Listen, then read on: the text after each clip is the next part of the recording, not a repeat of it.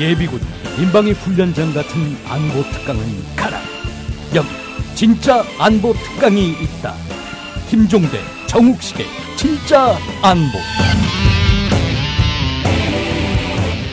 자, 진짜 안보 13번째 순서, 여러분들의 큰 박수 소리와 함께 시작하도록 하겠습니다.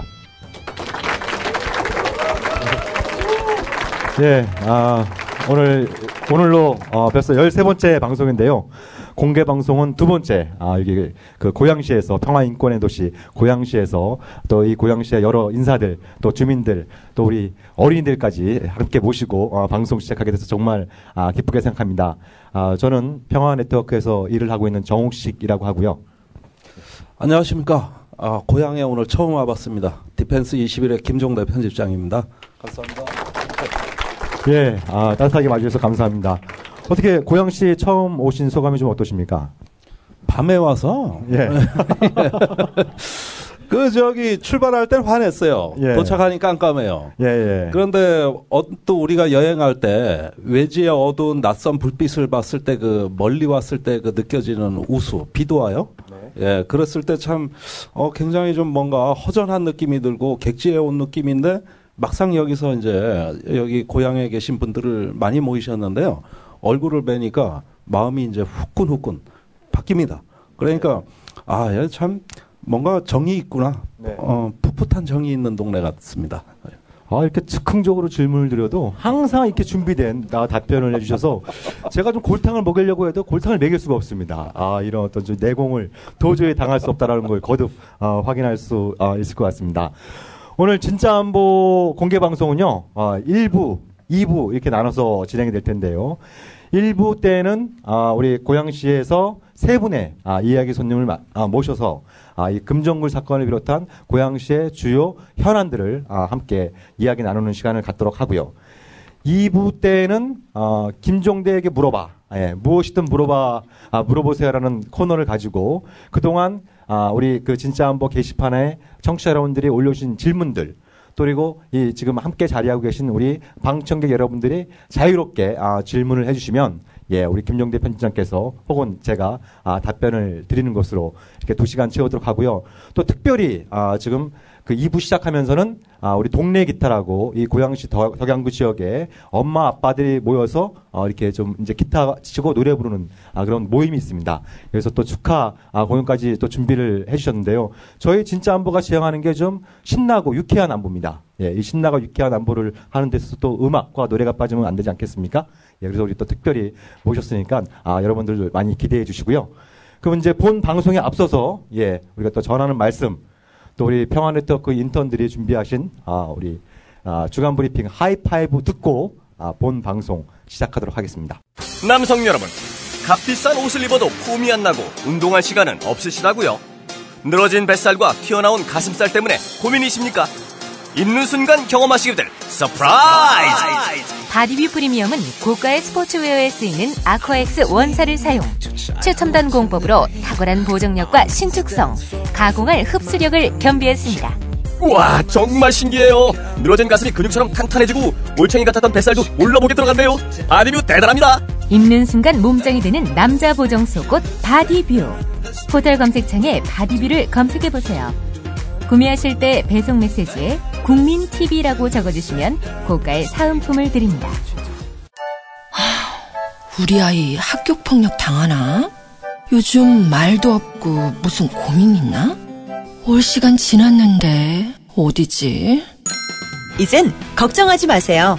미리 다 알려주는 자녀 보호 어플 스마트 보디가드가 있습니다. 자녀의 학교폭력 문자, 인터넷 고민 검색, 실시간 위치, 유해 컨텐츠를 24시간 감지하여 부모님께 다 알려드립니다. 미리 알면 안심할 수 있습니다. 구글 플레이에서 우리 아이 첫 번째 지킴이 스마트 보디가드를 설치하세요. 지금 옥션과 지마켓에서 스마트 보디가드를 검색하시면 50% 할인된 요금으로 이용하실 수 있습니다.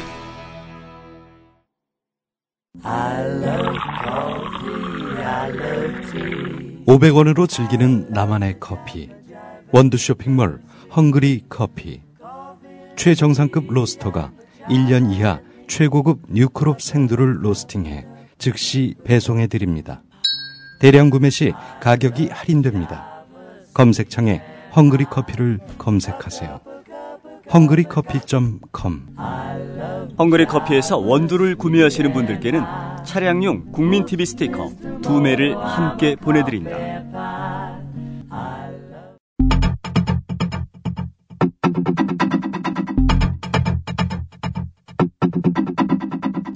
안녕하세요. 주간 브리핑 하이파이브의 문채원입니다. 이번 한 주에는 어떤 소식들로 뜨거웠을까요? 과거 일본 정부의 회의록이 연이어 공개되고 있는 가운데 한일 배상 청구권에 관련하여 현재 일본 정부의 과거 발언과 모순되는 태도가 논란이 되고 있습니다.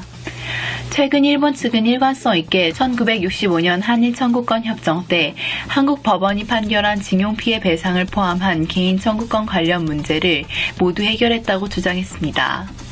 하지만 이번에 공개된 회의록에 의하면 1965년 한일회담 당시 일본은 회담의 목적이 청구권 배상이 아닌 경제협력이라는 의도를 확실히 했습니다. 이것은 청구권 배상을 완벽히 해결했다는 현재 일본 정부의 주장이 거짓임을 명백히 보여주고 있습니다. 과거의 잘못을 인정하지 않은 채 허위 주장을 계속하는 일본 정부가 진정으로 건설적인 한일 관계를 원하는 것인지 다시 한번 의심하지 않을 수 없습니다. 중국이 23일 이어도와 센가쿠 다오이다오 상공을 포함하는 방공식별구역을 설정함에 따라 동북아 정세가 다시 한번 긴장 국면에 접어들었습니다. 센가쿠 다오이다오 열도와 관련해 중국과 정치 군사적 마찰을 빚고 있는 일본은 이번 일을 계기로 미일 방어체제에 한국을 편입하여 삼각체제를 완성하려는 의도를 더욱 명확히 밝혔습니다.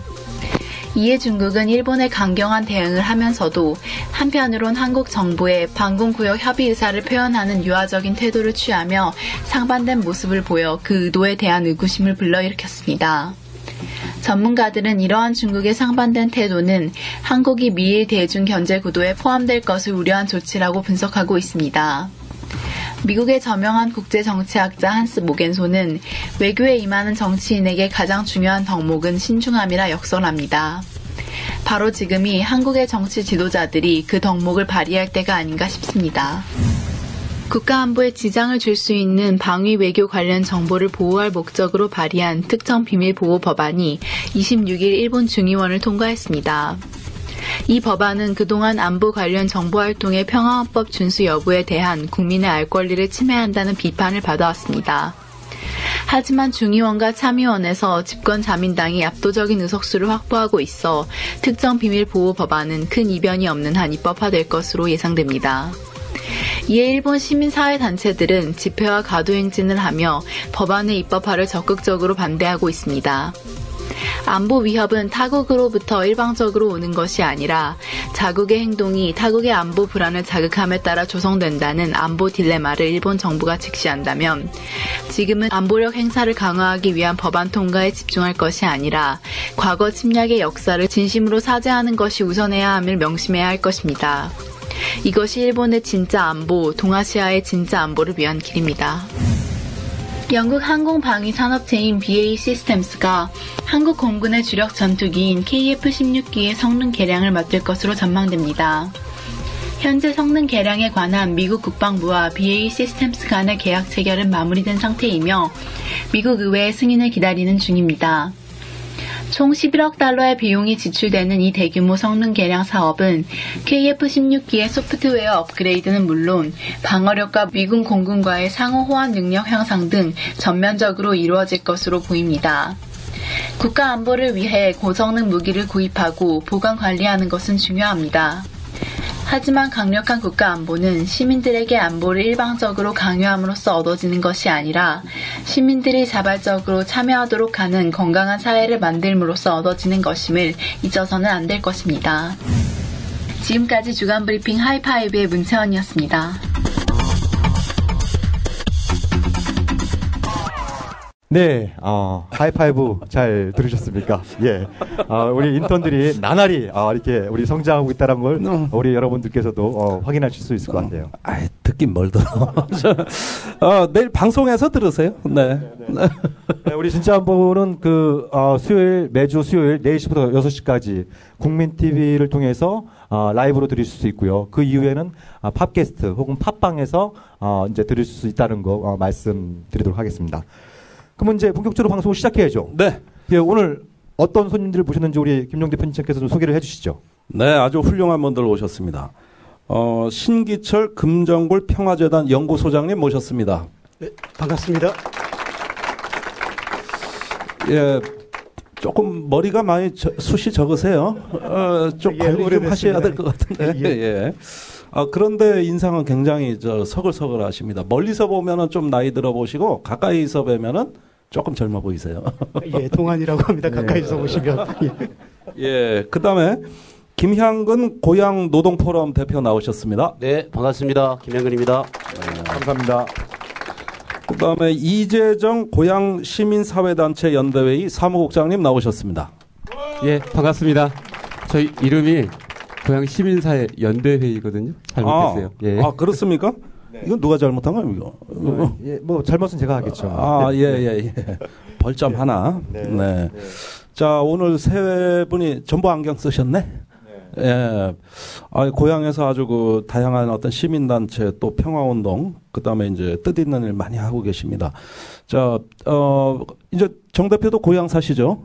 네, 저도 이 동네에 살고 있습니다. 예, 좋은 분들이죠?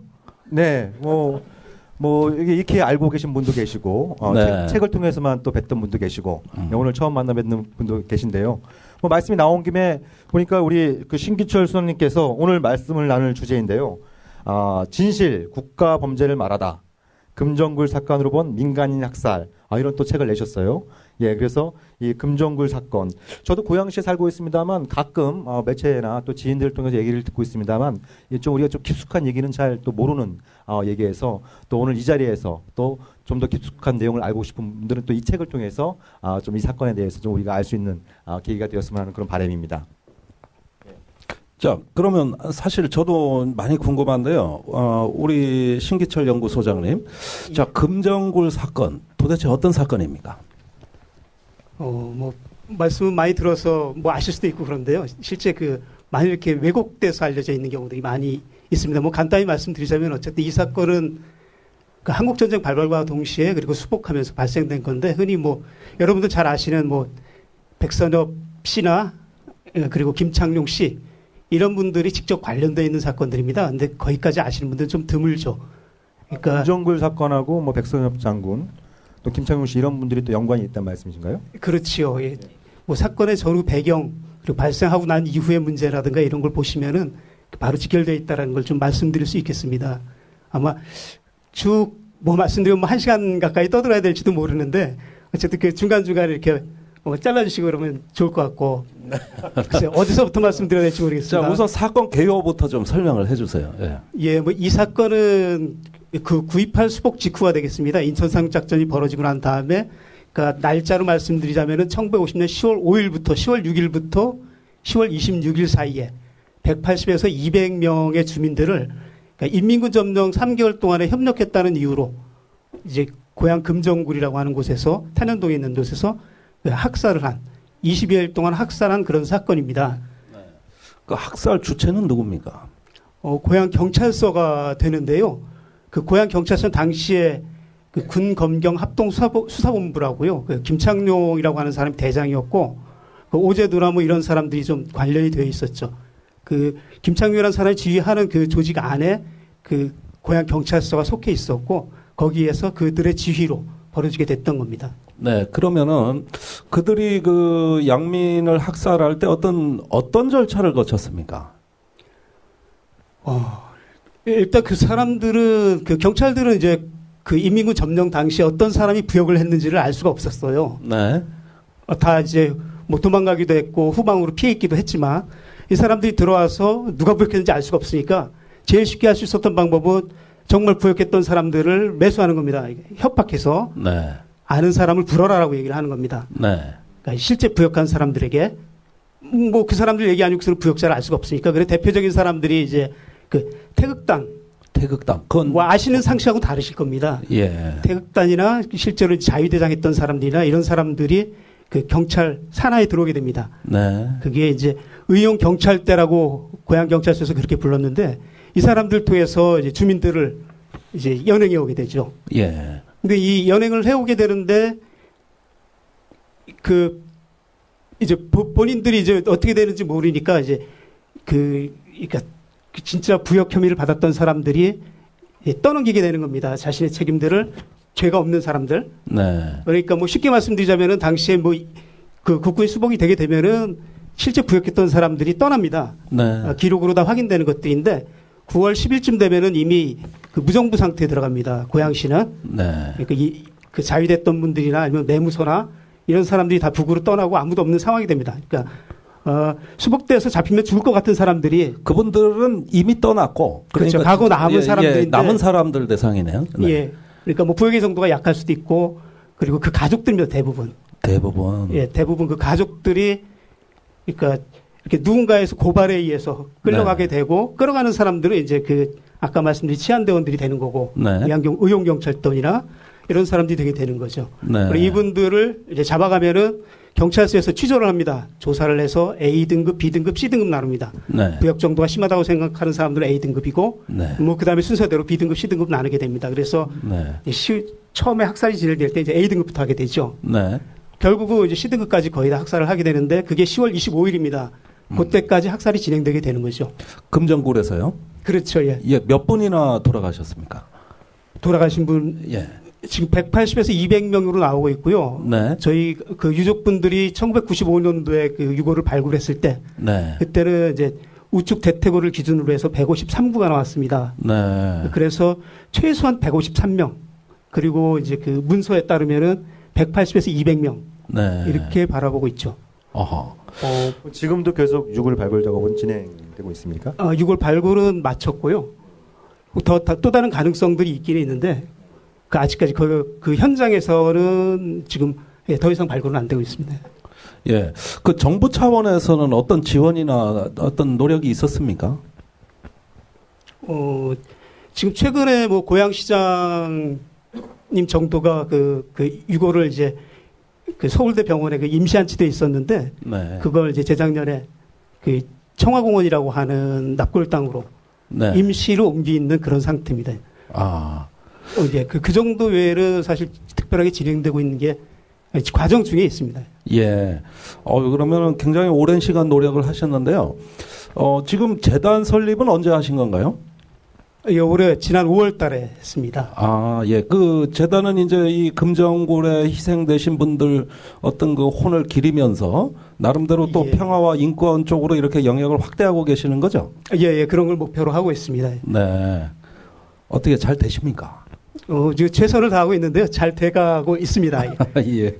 뭐 아마 이렇게 눈으로 아마 보시게 될 겁니다. 네. 그 아까 신선생님께서 뭐 우리 그 여기 계신 분들이나 또 청취자분들의 귀에 익숙한 이름을 좀 말씀해 주셨는데요. 백선엽 씨가 이 금정굴 사건하고 직접 관련되어 있다는 건 무슨 말씀이신지 좀 소개해 주시면 좋을 것 같은데요. 네, 그렇게 하겠습니다. 이 한국 전쟁 과정을 구체적으로 조사해 보시는 분들 많지 않으실 거예요. 근데 지금 이렇게 찾아보시게 되면은 확인할 수가 있는데 이 고양시 경우에는 고양하고 파주, 개성 이쪽으로 해서 그 1사단이 방어를 담당했던 구역입니다. 그러니까 그 1사단이라 그러면은 이제 백선엽 씨가 4월 22일 1950년 4월 22일에 사단장으로 부임을 했어요. 3개월 그래서 이제 전쟁 나기 3개월 전에. 전쟁 나기 3개월 전에 2개월이 되겠네요. 4월이니까. 2개월 전에 사단장으로 부임을, 뭐 문제 많이 지적이 되고 있습니다. 그때 당시에 사단장급들을 그 위기 상황에서 이렇게 인사발령 내렸다 그래서 좀 수상하다. 뭐 국방부 장관이 간첩이 아니냐 그런 얘기도 있었죠.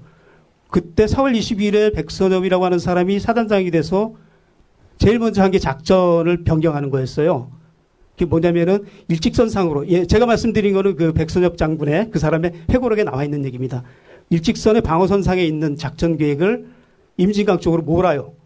그러면서 개성, 김포, 강화 이쪽이 노출되게 됩니다. 이 다른 백선엽 말고 다른 장군들이 이걸 비판을 했어요. 했다고 회고록에 나옵니다.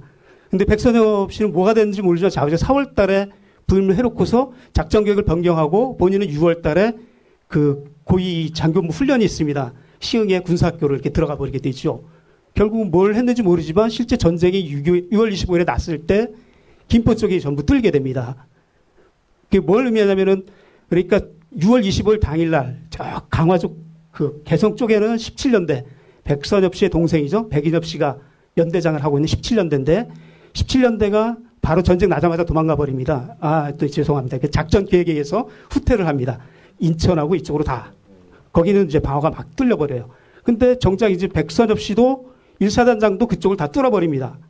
방어를 안 해요. 네. 그 12연대가, 1사단 12연대가 그쪽을 지키고 있었는데 이 사람들도 17년대처럼 그날 다 후퇴해버립니다. 네. 그러면서 이민군 6사단, 뭐 방호산 사단이라고 알려져 있죠. 이 6사단 1기연대가 그쪽으로 뚫고 김포까지 진입해버립니다. 네, 순식간에. 6월 25일 당일입니다, 당일날, 김포까지. 예. 한국 전쟁사에 나와 있는 얘기입니다. 네. 김포까지 뚫려버리면서 6월 28일쯤 되면은 이미 영등포 전선에 압박을 주는데 인민군 전차가 들어와서 김포 쪽에서 들어온 전차입니다. 네.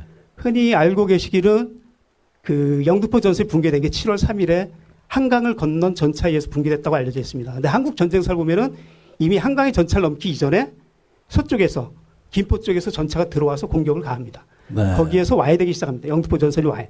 그러니까 여러분들께서 알고 계시는 6.25 전쟁이라고 하는 게 그쪽이 방어를 했다 그러면은 서울 지역이 고립되진 않습니다. 네. 결국 백선엽 사단 1사단이 그쪽 방어를 방기함으로써 국군 전체가 고립되게 되죠. 이게 6월 29일 상황이 돼버립니다. 네. 아니 그렇게 빨리 뚫릴 것 같았으면 그 부대가 왜 있는 겁니까 도대체? 그 전쟁사에 보면은 그게 이제 작전 계획이었다고 이야기를 하고 있습니다. 이렇게 후퇴하는 게? 예, 후퇴해서 다시 공격하는 게 작전 계획이다. 이렇게 되어 있습니다. 그게 말이 좋아 작전상 후퇴지 도망이죠. 그 쉽게 얘기하면 뭐 똥이 무서워서 피하냐 더러워서 피하냐고 똑같은 얘기 아니겠어요? 네, 한국 전쟁사 1년사를 아마 보시게 되면 뭐 제가 드리는 말씀은 이거 지금 검색 가능하십니다. 그 국회 도서관 홈페이지에 스마트폰으로 들어가 보시면은 홈페이지 들어가서 한국 전쟁이라는 검색어를 넣어 보십시오. 그러면 한국 전쟁사가 1권부터 11권까지 PDF 파일로 올라와 있습니다. 네. 그 앞을 보시면 제가 드리는 말씀이 다 나와 있습니다. 그러니까 정규 사단이 지키는 이런 어떤 그 국가끼리 대치하고 있는 데서 이렇게 빨리 뚫린 그 전투는 전 세계적으로 유례가 없거든요. 없어요. 불과 사흘 만에 서울까지 그죠? 예. 이제 문제는 그 서울까지만이 아니라 낙동강 전선까지가 아니 물론이죠. 없다는 게 문제가 있는데요. 이제 제가 이걸 금정구 사건과 관련해서 말씀드리는 이유는 이제 금정구에서 돌아가신 분들이 인민군 치하의 3개월 구역 이것 때문에 돌아가셨다는 거거든요. 네. 학살 당하신 건데 그럼 그 학살의 원인이 어디 있느냐라고 따져봤을 때 국군이 방어를 잘했다면은 이런 일이 안 생기는 거죠. 네. 국군이 무능했기 때문에 지금 오늘 이제 이 자리도 이제 그 안보 문제인데 진짜 안보를 얘기하셔서 저도 그런 게 많이 이렇게 와닿는데 실제 안보를 잘했다 그러면은 그 사람들이 잘했는데도 인민군한테 졌다 그러면은 그 인민군 점령에 고생한 사람들한테 사과를 했어야 되는 거죠. 네. 내가 못 지켰다 미안하다. 네. 백선엽 씨는 고향의 금정굴에 와서 사과를 하셔야 됩니다. 네. 그런데 실제 더 문제는 이게 작전 계획이었다라고 주장을 한다는 거죠. 그러니까 작전 계획에 따라서 후퇴했다. 우리는 그러니까 도망갔다고 얘기하기에는 좀 거시기 하니까 작전 계획으로 후퇴한 거다. 이게 저 손자병법에 나오는 36개 그거 줄헬랑이라고 하는 건데 그 작전 계획이라고 우기면 작전 계획이에요? 한국 전제에서 공식 전쟁사는 작전 계획이라고 주장을 합니다. 그러니까 후퇴가 작전이고 그다음에 10월에 수복을 했어요. 그죠? 다시 들어왔는데 또 백선엽 사단이 들어온 거죠. 1사단이. 그때는 이제 미 해병대가 들어왔습니다. 미 해병대가 먼저 지나고 백선엽 사단은 나중에 차 타고 지나가죠. 트럭 타고 지나간다. 여기도 작전 계획이죠. 작전 계획이죠. 그 얘기는 조금 더 나중에 말씀드릴 수 있을 것 같습니다. 이게. 어쨌든 간에 그 백선엽 씨는 여기 와서 사과를 하든가 아니면 작전 계획에서 물러났다 그러면은 실제 이분들한테 보상을 해야 되는 거라고 저는 그렇게 봅니다. 그러니까 군의 작전에 의해서 민간인들이 피해를 봤으면 보상을 해주지 않습니까? 이 지역에서는 당연히 그랬어야 된다는 거죠. 근데 저는 그래서 그 백선엽과의 관계, 1사단과의 관계를 말씀하시니까 그런 측면에서 말씀을 좀 드릴 수 있겠습니다. 뭐 다른 지역도 마찬가지겠습니다만 이런 어떤 그 전쟁 시기의 양민학살 이런 문제에 대해서 좀 진상을 규명하려고 하고 또 이거에 대해서 국가의 책임 또 보상을 요구할 경우에 또 많은 또 이런 어떤 좀 안보 단체나 보수 단체에서 너희들 빨갱이 아니냐 뭐 이런 어떤 좀 시비들도 많이 받았을 것 같아요. 예, 그래서 좀 이 진상 규명이나 이런 또 이제 이런 그 운동을 하시면서 우리 신규설 선생님도 그렇고 우리 또 김영근 대표님이나 우리 또 이재정 국장님 같은 경우에도 시민운동을 하시면서 이런 어떤 좀 이제 반발들 또 많이 좀 경험을 하셨을 것 같은데 좀 그런 말씀도 좀 들려주시면 좋을 것 같은데 우리 이재정 국장님 어떠십니까?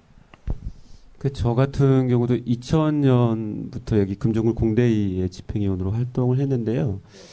그러니까 지금 그동안 쭉 보면은 아직까지도 금정굴 문제는 사실은 국가 차원에서는 명예 회복이 됐는데 지역 차원에서는 명예 회복이 안 됐습니다. 그러니까 뭐 아까도 우리 회장님하고 얘기를 했는데 여전히 이제 빨갱이라는 손가락질을 받고 있고 또 이분들의 명예 회복을 위한 후속 조치를 하기 위해서 우리가 시랑 얘기를 하는 게 아니고 어쩌면 고양시의 보수 우익 단체들하고 그 사람들한테 부탁을 해야 되는 굉장히 이상한 구조인 거예요. 이거는 어떻게 보면 굉장히 우리의 기본권인데도 불구하고 우리의 기본권을 요구하기 위해서 뭐 태극단이라든가 여러 가지 많은 단체들이 있잖아요. 거기 눈치를 보면서 해야 되는 게 우리 상황입니다. 그래서 몇 년 전에도 이런 뭐 조례라든가 이런 걸 통과시키기 위해서 하면은 의회에서 번번이 이제 통과시키지 못하는데 그 이유가 뭐냐면 이 보수 우익 단체가 너무 힘이 세서 하다못해 민주당 의원조차도 눈치를 보고 이제 못하는 거예요. 그래서 지역적으로는 재작년에 이제 그 야오당 연대 또 무지개 연대 해가지고 의원들이 이렇게 많음에도 불구하고 현재까지도 사실은 진척되는 게 거의 없는 상태입니다. 왜 그럽니까? 그 사람들의 주된 주장이 뭡니까? 이 나라를 누가 지켰는데 하는 게 저는 근본적인 것 같아요. 네, 당신들은 빨갱이고 이 나라를 우리가 지켰다. 근데 이제 방금 나왔듯이 이 나라를 그분들이 제대로 지킨 게 아니잖아요. 근데 이제 뭐 금정굴 관련해서 여러 가지 뭐 후속 조치를 요구하면은 아직도 뭐 그 보수 쪽에서 나라를 위해서 뭐 돌아가신 분들이 있죠. 그분들에 대해서는 제대로 해주는 게 없는데 왜 뭐 금정굴까지 하냐. 이런 거예요. 근데 굉장히 좀 황당한 일이지만은 금정굴 사건으로 희생되신 분들의 유해조차도 지금 처리를 못 하고 있어요. 네. 예, 저기 어디죠? 그 공원에 지금 임시로 안치되어 있고 네. 시에서 임대료를 주면서 임시 방편으로만 지금 하고 있고 그래서 저는 이게 사람이 죽었는데 아직까지도 어디 편안하게 들어가서 쉴 공간이 없다는 게 참 지역적으로 좀 안타깝고 좀 부끄럽기도 합니다. 네, 전쟁 시에 그 사망한 어떤 그 적군에 대해서도 전쟁이 끝나면 예우를 해주게 돼 있습니다. 하물며 우리 그 국민이고 우리 양민 아닙니까? 근데 아직도까지 임시안치 상태라는 건 저희가 받아들이기엔 좀 충격적인데요. 우리 김 대표님 어떻게 생각하십니까?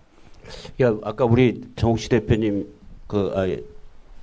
오셔서 그 고향에 오신 느낌이 어떠시냐고 하니까 뭐 비도 오고 여러 가지 좀 뭐 칙칙한 것도 있었던 것 같은데 대부분의 사람들의 고향에 오신 느낌이 어떠냐고 하면 고향에 온 것 같다 그래요. 예.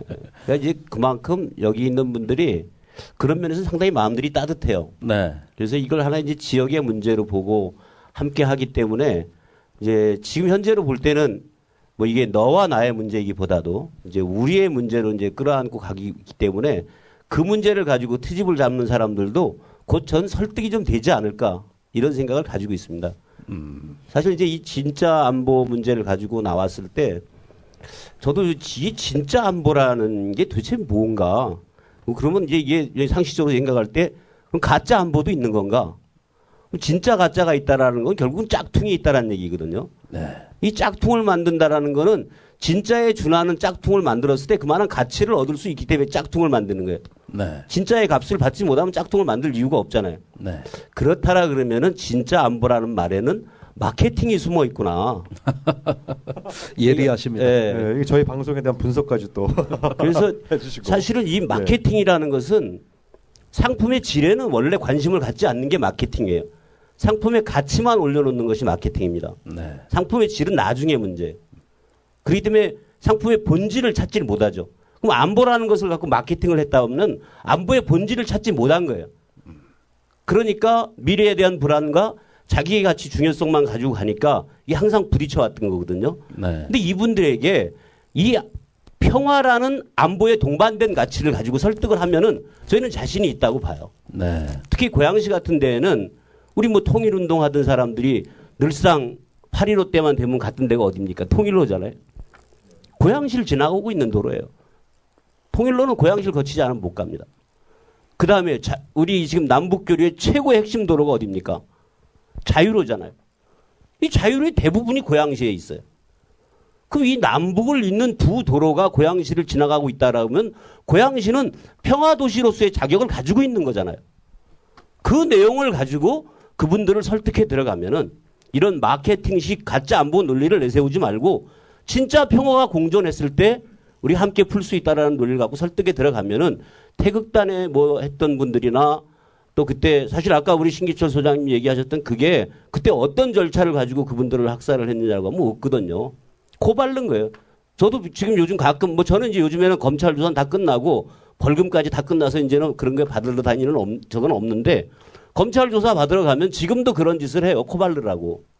코발르가 뭡니까? 이 중에 누구 하나 부르면 넌 풀어준다는 얘기죠. 사실 이게 방송 용어지가 되는지는 모르겠는데 사실 그렇게 해서 당하는 거거든요. 그렇기 때문에 그분들한테도 이 안보라는 이 본질적 가치, 마케팅 가치가 아니라 본질적 가치를 가지고 설득을 하면은 저는 고양시에서 그런 문제들은 좀 해결될 수 있지 않을까라는 자신감을 가지고 있습니다. 이 고양시에서 이제 이 단체들이 굉장히 다양한 분야에서 또 다양한 방법으로 또 이렇게 남북 간의 화해 협력, 또 평화운동, 또 이런 통일운동 이런 걸 하고 있는데요. 그 말씀 들어보니까 이재정 국장님께서는 주로 이제 그 청소년들 과 함께 뭐 DMZ라든지 또 판문점이라든지 이런 어떤 그 견학 사업을 오랫동안 또 해오시고 있다고 하는데 여러 가지 재미난 에피소드들이 많이 있을 것 같아요. 좀 그 말씀 좀 들려주시면 좋을 것 같은데요. 예, 제가 오래 한 건 아니고, 하여튼 제가 또 시민단체에서 일하고 있으니까 어쨌든, 그와 관련돼서 이제 같이 일은 하고 있고요. 사실 이제 고양시에는 이제 우리 금정 문제도 있기 때문에 예전부터 평화와 인권 통일 문제는 쭉 함께, 사업을 해왔습니다. 그리고 또 최근에 이제 고양 평화누리가 이제 몇 년 전에 만들어졌는데, 그래서 2012년에 2012년에 북한에 이제 밀가루도 보내고, 또 사과나무 유실수를 심어가지고 또 북한에 심어서 통일에 이제 사과나무도 만들자는 이제 그런 운동을 했었는데, 이제 남북관계가 경색되니까 이 사과나무를 못 보낸 거예요. 왜냐면 이제 사과나무를 이렇게 밀식해서 이렇게 심어놨는데, 이걸 원래는 이제 1, 2년 이제 보내야 되는데, 지금 남북관계가 안 좋잖아요. 그래서 이걸 파가지고 또 그냥 놔두면 다 죽거든요. 그러니까 이걸 파가지고 이제 다른데 접경 지역에 있는 시군이라든가 또 고양시에서 시민사회 단체들한테 이제 분양을 해가지고 나중에 남북 관계가 잘 풀리면 다시 또 보내자 이런 운동을 하고 있어요. 그러니까 남북 관계가 잘 안 풀리니까 애꿎은 사과나무가 지금 굉장히 갈 곳을 찾지 못하고 고생을 하고 있고, 저희 집에도 이제 자두나무가 두 그루가 있습니다. 그래서 그렇죠. 원래 들어가면 북한에 가야 되는데 저희 집에 심어놨는데 하루속히 좀 잘 됐으면 좋겠고요.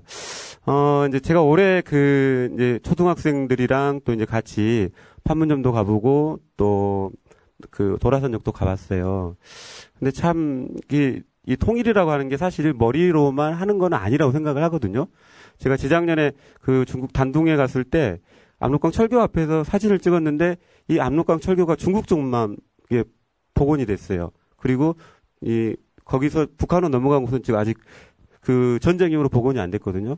그래서 거기서 사진을 찍으면서 참 느꼈던 게 많은 게, 어찌됐든 내가 그 나라를 좋아하든 싫어하든 말든 거기에 사람이 살고 있는데 저렇게 거의 농업사회 수준으로 이렇게 돼 있더라고요. 그래서 맞습니다. 예. 저는 사실 통일운동도 잘 모르고 이렇게 제가 북한 별로 안 좋아하는데 참 마음이 아팠어요. 네. 그래서 제가 이제 초등학생들하고 이제 가면서 이제 그런 걸 느껴보고 싶은 거죠. 예. 제가 이제 이번에 이제 지난달인가 도라선역을 같이 갔습니다. 도라선역. 예. 도라선역 가면 이제 국내선이 있고 또 국제선 플랫폼이 이렇게 따로 있잖아요. 네. 그래서 이제 우리 초등학생들하고 국제선 플랫폼에 가서 거기에 이제 소대에다가 소지도 달고 통일의 요문을 담아서 네. 이렇게 했는데 사실 우리가 이제 반도 국가에 사는 데다가 휴전선이 이렇게 막혀 있으니까 사실은 저희가 섬에 살고 있는 거잖아요. 그래서 예전에 우리 1936년에 송기정 선수는 서울, 그때는 경성역이죠. 경성역에서 베를린 가는 기차를 타고 네. 가서 올림픽에 참여하고 우리 안중근 의사는 부산역에서 티켓 발권을 해가지고 어찌어찌 해가지고 가서 우리 입도조무를 적용한 거 아니에요. 네. 그래서 이제 우리 그 학생들이 저희도 그렇지만 이게 너무 좁은 곳에 gat혀 있다 보니까 이 상상력이 그냥 섬이 돼가지고. 네. 예.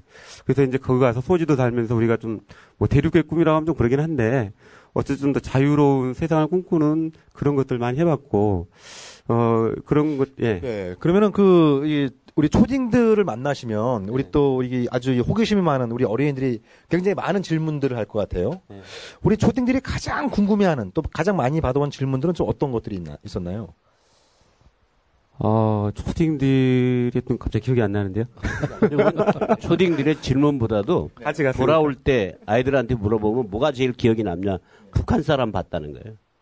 상당히 네. 상징적인 거거든요. 판문점에 가서 이제 거기 북한 가면 이제 고인들도 보고 초소병이 나와 있으니까 이제 이쪽에서 보면은 바라 보여지는데 뭐가 좀 제일 재미있었냐 그러면 북한 사람 본 거요.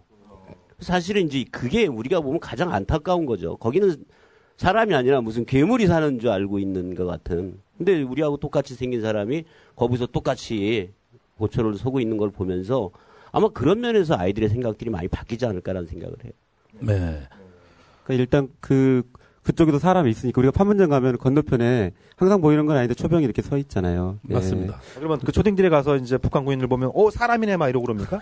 우리가 똑같이 생겼네 막 이런 어떤 반응들 보고 그러나요? 그건 이제 거기서 교육을 해갖고 손가락질 하지 마라. 그리고 그쪽에다 보고 뭐 이렇게 저거 하지 마라. 그냥 사진만 찍어라. 이렇게 그 헌병들이 교육을 아주 강하게 시켜요. 그리고 초딩들도 11살 미만은 못 들어가요. 12세 이상 정도. 5학년 이상부터. 그렇죠. 예. 그러면 그 말씀이 나온 김에 아마 여기 학부모분들도 많이 계실 것 같아요. 그러면 그 판문점 견학을 하려면 뭐 어떻게 뭐 신청 절차나 어떻게 하면 참여할 수 있을지 그런 것도 좀 소개해 주시면 좋을 것 같은데요. 일단 뭐 통일부 허가가 좀 필요하고요. 그래서 구체적인 절차는 그럼 개별적으로 뭐 통일부에 신청하고 그런 건 아니지 않습니까? 집단으로 해야 됩니다. 이제 고향평화누리에서 그렇죠. 신청자들을 모아서 그걸 일괄적으로 통일부에 제출해서 허가를 받아서 가는 이런 그렇죠. 방식인가요? 그래서 지금 오늘 이 행사를 같이 함께 하고 있고 저 뒤에서 열심히 지켜보고 있는 우리 고향평화누리 저 은희만 사무국장 이따 전화번호 좀 공개하십시오.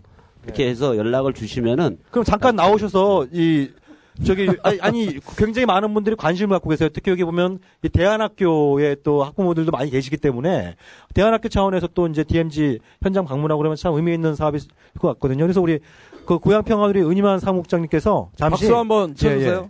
예. 우리 그 학생들이 어떻게 하면 우리 판문점에 갈 수 있을지 좀 소개 말씀을 좀 부탁드리겠습니다. 흔히들 그렇죠. 어떻게 해야 되냐, 뭐 잘 살아야 된다 그렇듯이 이 판문점 가는 것도 어찌됐든 간에 이 엄혹한 남북 분단 현실에 있어서 판문점을 들어갈 수 있느냐 없나의 일정은 한미 연합사에서 관할권을 가지고 있습니다. 이게 참 기가 막힐 노릇이죠.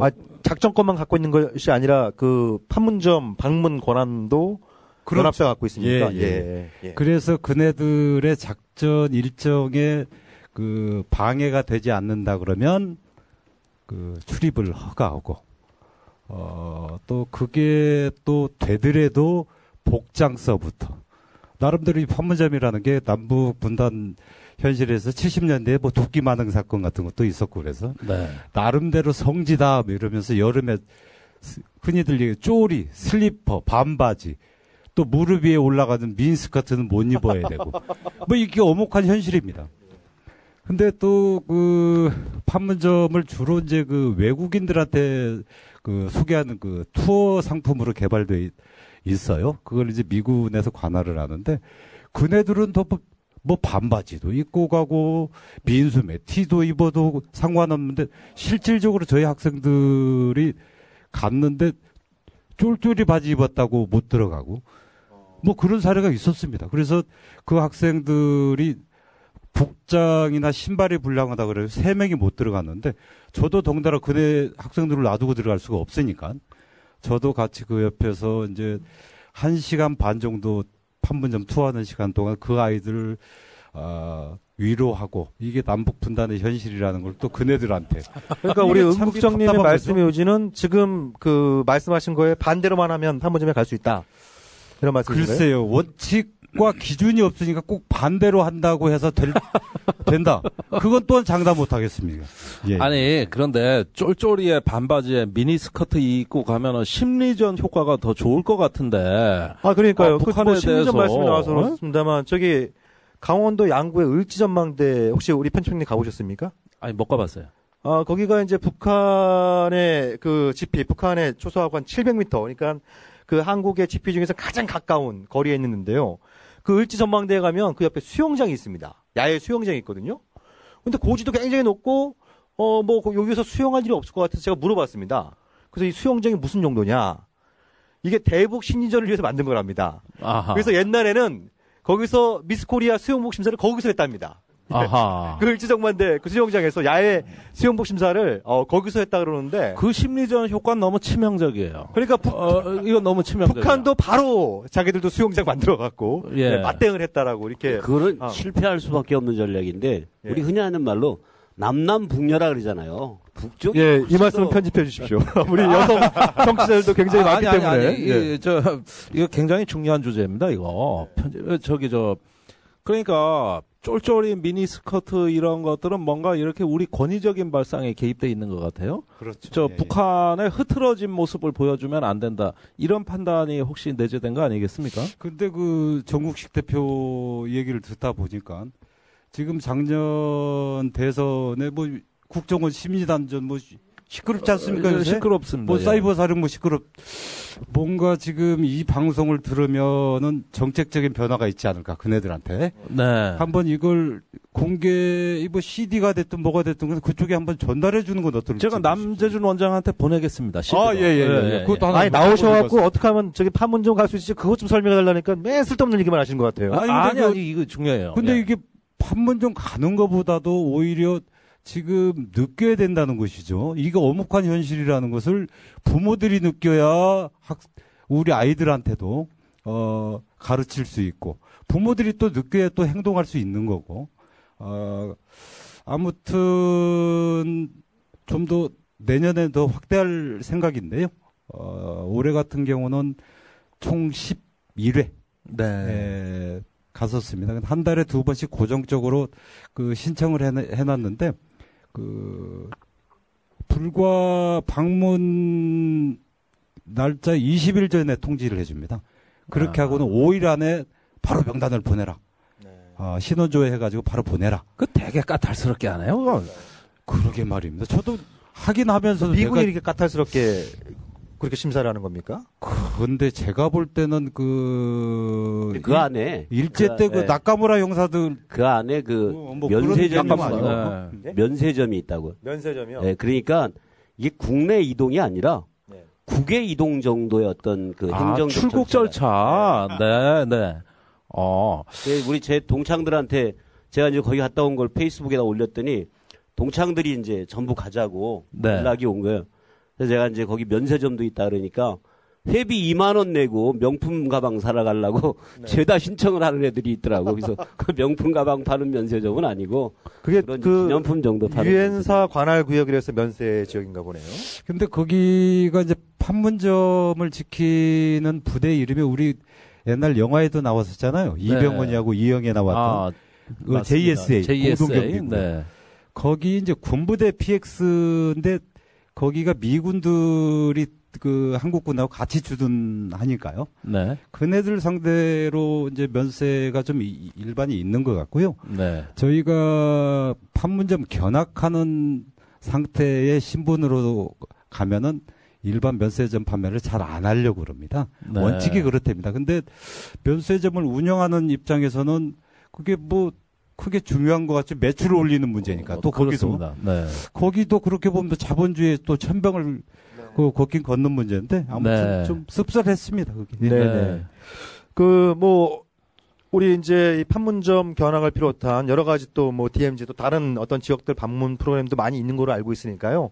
여기 학부모들께서 관심 많이 있으시면 고향 평화누리에 문의해 주시면 아마 친절하게 안내해 주실 것 같고요. 네, 전화번호도 좀 말씀해 주세요. 말씀드려도 됩니까? 네, 괜찮습니다. 나중에 또 이렇게 하라 그래놓고 나중에 시간 편집을 없습니다. 빨리 한다든가. 좀 얘기해 주세요. 네. 010-8887-5213 고향 평화누리 사무국장 은희만입니다. 네. 뭐 사무실 번호 알려줄 줄 알았더니 개인 번호를 또 알려주시네요. 그러니까 굉장히 사심이 가득한. 아니 근데 그 어찌됐든 간에 그 사무실 전화도 제 핸드폰에 연동돼 있으니까요. 안 받으면 어차피 제 쪽으로 옵니다. 네. 우리 이렇게 또 세 분 모시고 또 네 분이죠. 이렇게 말씀 나누다 보니까 벌써 1부를 마쳐야 될 시간이 다 됐는데요. 오늘 또 이게 짧은 시간 동안 또 세 분 모셔서 말씀 나누다 보니까 또 깊이 있게 말씀을 못 나눌 수도 있습니다만 앞으로 또 뭐 금정굴 문제 또 이 고향 지역에서 다양한 방식으로 또 다양한 이제 분들과 함께 하고 있는 이 또 이제 화해 운동 평화운동, 통일운동에 대해서 많은 관심 가지고 또 여러분들께서도 많이 좀 참여해 주시면 좋을 것 같습니다. 그러면 이것으로 1부 방송 마치고요. 저희는 전하는 말씀 듣고 곧 다시 돌아오도록 하겠습니다. 네, 여러분들 경청해 주셔서 감사합니다. 고맙습니다.